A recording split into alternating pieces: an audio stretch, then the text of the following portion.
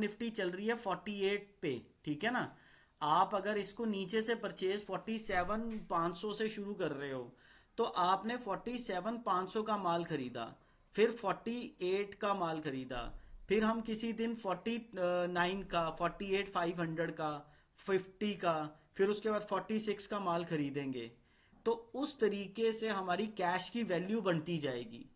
अब ये एक इन्वेस्टमेंट पोर्टफोलियो है। हमने तो मुंह खोल के बैठ ही जाना है कि हमने पूर्णमासी से अमावस पे खरीदना है। ये तो हमारी नेट शॉर्ट परचेज रहेगी रहेगी, इसमें तो हम रुक ही नहीं सकते हैं। तो आप ये देखो ना कि इसमें परचेज डे बाय डे बढ़ती जाएगी। आपकी जैसे जैसे थोड़ी थोड़ी एक एक दो दो शेयर्स भी लेते जाओगे, आपने उसके साथ इसकी एक साल के बाद नेट वैल्यू, आपका कभी जिंदगी में नहीं पोर्टफोलियो कभी नीचे आ सकता। आपको लिए बाहर निकलना इतना अच्छा हो जाएगा कि अगर आपने इसमें 2 साल 3 साल भी लगा दिए और ये बार बार परचेज आई, सर कौन सा महीना है, आप भी कितने साल पैदा हो गए हैं, आपको भी, आप भी सब जाने वाली स्टेजों पे बैठ चुके होंगे भी। अब मोटर, इंडक्शन मोटर खराब होनी शुरू हो गई है, या तो कॉयल रिप्लेस होगी या कुछ होगा। इतने होने पे कौन सी पूर्णमासी मस्या नहीं आई दोबारा, हर महीने आती है।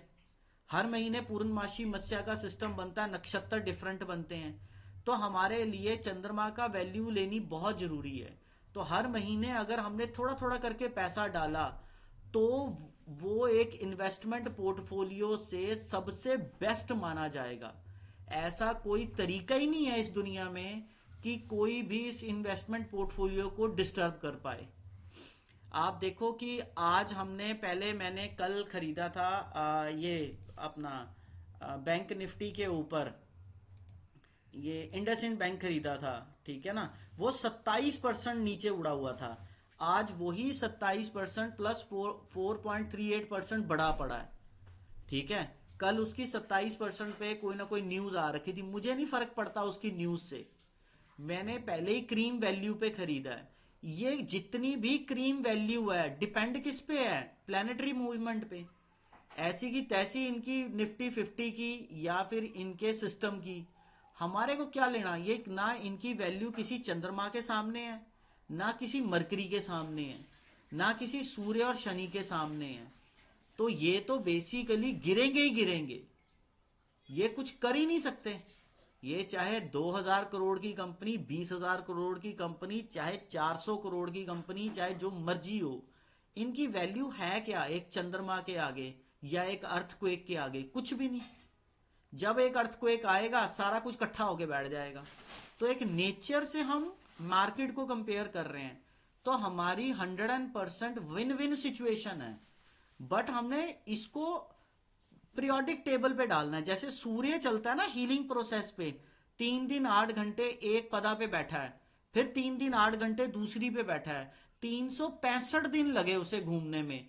ऐसे ही आपने एक डेट डिसाइड करनी है और 365 दिन के बाद देखना है कि पोर्टफोलियो की वैल्यू क्या बनी।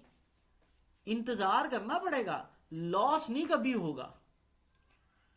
ये तो सही है सर, हाँ, सही है सर, बिल्कुल। हाँ, इंतजार करना पड़ेगा, वेट ही करते हैं बस। पर लॉस नहीं होगा, ये लिख के ले लो कि आपकी वैल्यू, क्योंकि आपने हमेशा चंद्रमा से पकड़ लिया, उसे मरकरी से पकड़ लिया।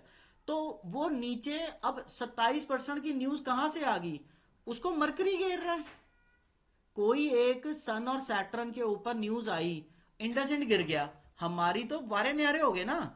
पर ये 27% हमें पहले थोड़ी पता था कि 27% ये गिर जाएगा। अब ग्रहण लगा हुआ है, मरकरी नीचे है, खरीदो। अब चंद्रमा आ जाएगा 14 तारीख के बाद, तो और नीचे आएगा माल, पर मरकरी रेट्रोग्रेड होके ऊपर चला गया है, तो वो दिक्कत है। वहां पे हमें 26 27 28 तारीख मिल रही है तो हम खरीदेंगे माल, वही। ठीक है ना। तो इस चीज के लिए बहुत बेटर हमारे लिए, तो आपने गलती नहीं करनी। नो 15, नो 20 ना, एक एक दो दो, एक एक दो दो, एक एक दो दो। इसको देखो, अगर बैंक निफ्टी 1,000 पॉइंट नीचे गिरती है, मतलब कि 2%, डेढ़, एक डेढ़, 2 2.5% आती है, उस दिन सारा माल खरीद लो। उस दिन आपकी 9,000 की 9,000 वैल्यू आनी चाहिए। उस दिन पता लगता है कि बैंक निफ्टी कम से कम भी 2% नीचे टूट गई, आप खरीद लो माल, वो समझ में आता है। उस दिन 9,000 रुपए डाले आपने, वो वर्थ हैं, वो तो बिल्कुल वर्थफुल है। अब अगर